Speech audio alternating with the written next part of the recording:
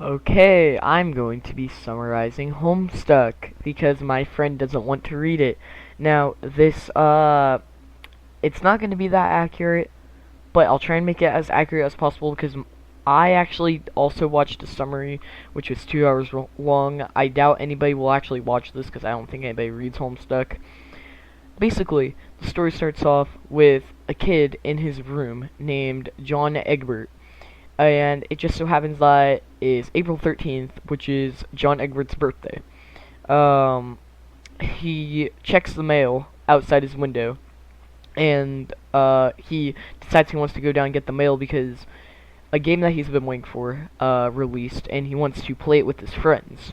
Where basically in the game there is a server hoster and a server player. The server player uh, can't see the game, but the server hoster is the one who controls everything that happens. So they control like the area that the server player is in. So for example, well, there will be an example later. Anyway, so John Egbert goes downstairs because he thinks that his dad got the mail. Yeah, he thinks that his dad got the mail, and he looks at all the Harlequin statues, which are clown dolls that his dad is in love with, or at least he thinks that his dad is.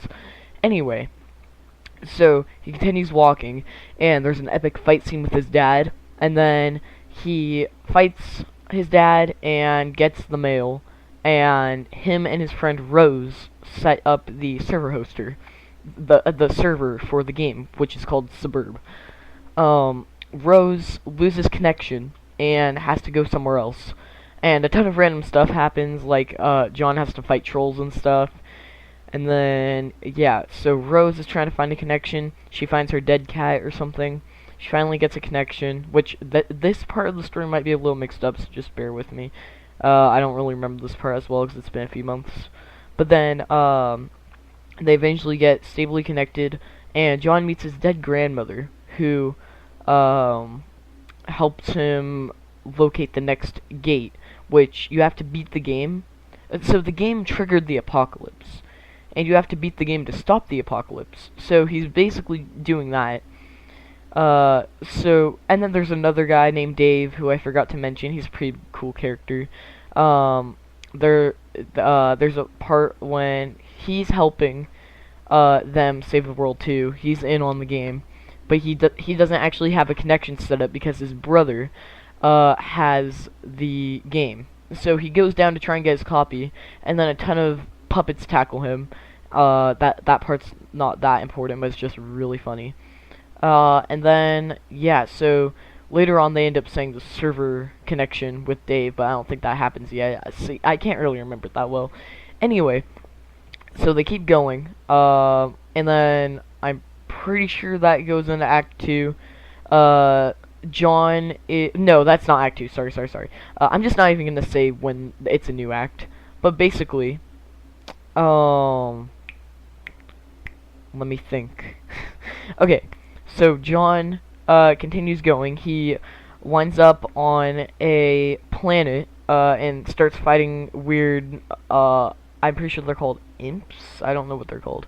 Anyway, starts fighting them, and then there's another species called trolls that go backwards in time, and they can't tell the kids, which is so far right now John, Rose, and Dave.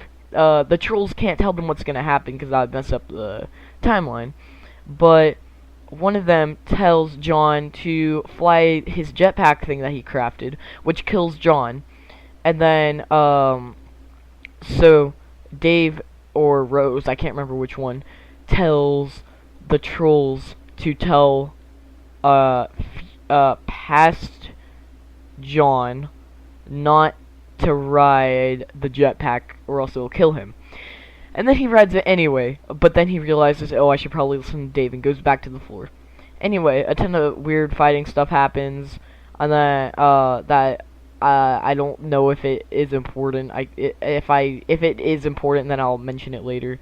But then, we go over to Jade, which is a new character in the game who's, like, very weird. They have, like, some sort of superpower and stuff. So they're trying to get set up with Dave on the server hoster, and so they keep so the story keeps on going. A lot more fighting. Jade eventually sets up her server hosting, and she can sort of predict the future, but yeah. And then they keep going. There's a ton of stuff I'm pretty sure I skipped. And then it goes over to the Trolls story, which the Trolls, Carcat, is one of the main characters. They're trying to figure out how they're gonna play Suburb, which I'm pretty sure it has a different name. I don't know what it's called though, I forgot it. So they're all figuring out their teams, and they all know that's gonna be the apocalypse. So they're trying to get together on different teams. And then it goes to a flashback about one of the characters who didn't lose his legs. He just got disabled and couldn't use his legs because somebody made him jump off a cliff using their superpowers. I'm pretty sure it was Vriska. Anyway, so that was an epic flashback. And then, so they figure out their teams, and then they go, and in the next gate, they actually get to go with the kids in the story. And then there's this mysterious man in a green suit. Well, later on in the story, I just skipped like a whole... Well, no, wait, hold on, let me say this. Vriska is evil and kills a troll. And then Terezi, which is another troll, fights her and kills her. Now, John, for some reason, has the ability to time travel. So John time travels all over the place, and he can't control it. Well, he can, but he also can't. And then, hold on, I'm gonna stop scrolling. I'm scrolling through YouTube while saying this summary. It's throwing me off.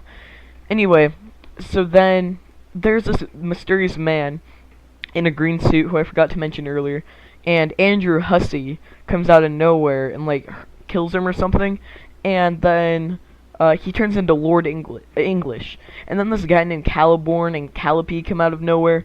Caliope's good, Caliborn's bad. Caliope's a girl, Caliborn's a boy, I'm pretty sure. They both look really similar. Anyway, so Caliborn and Lord English are the main bad guys now, or villains, or whatever you want to call them.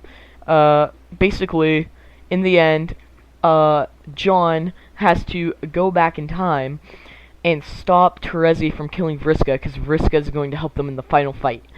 And then the final fight was a mix between Shrek and Earthbound and Undertale, and it made 0 sense, but it was cool.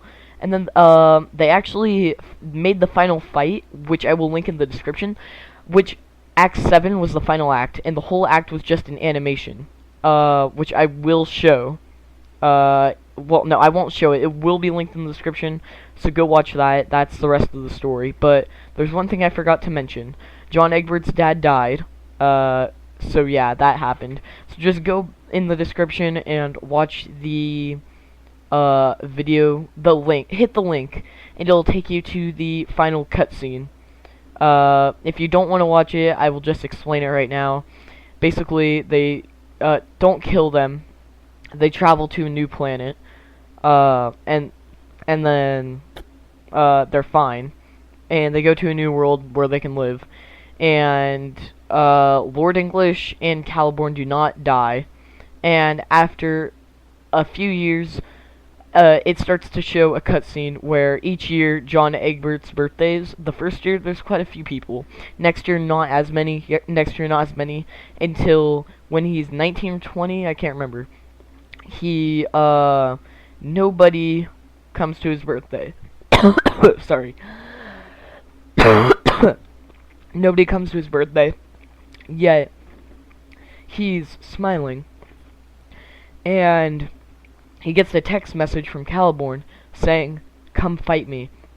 And then John Egbert takes his hammer and smashes his phone. And that's the end of Homestuck. But then there's also the Homestuck epilogues, which I'm reading right now, and then there's Homestuck 2.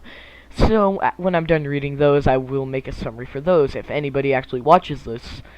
Anyway, if you watch this, I'm actually surprised because I did a horrible job doing that summary. It was not organized at all. I don't have a script written out or anything. I just went from the top of my head. It's quite a long book, 8,150 pages, I'm pretty sure. Uh, yeah, anyway, see you guys in the next video, and goodbye.